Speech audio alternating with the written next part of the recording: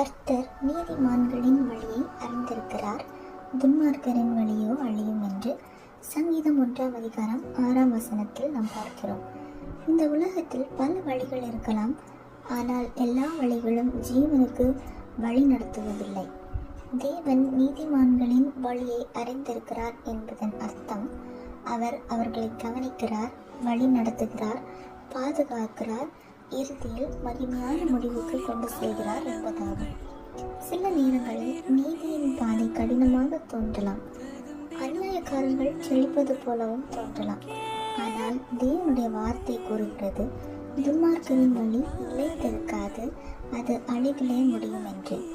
தேவனுடைய வழி மெதுவாக இருக்கலாம், ஆனால் அது பாதுகாப்பான ஒரு வழி. தேவனுடைய வழியில சோதனைகளால் நிறைந்திருக்கும் ஒரு அனுபவம் இருக்கும், ஆனால் அது நித்திய ஜீவனுக்கு வழி நடத்துகிறது.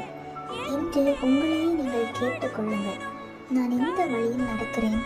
கர்த்தர் அறிந்த வழியில நான் நடக்கிறேனா, அல்லது கர்த்தர் அறிந்த வழியில் நான் நடக்கவில்லையா என்பதை நீங்கள் உங்களுக்காக கேட்டுக்கொள்ளுங்கள். கர்த்தரை அறிந்த வழியில் நடப்போம், அவர் நம்மை ஒருபோதும் கைவிட மாட்டார். இந்த வார்த்தையின் மூலமாக கர்த்தர் உங்களை ஆசீர்வதிப்பாராக. ஆமென்.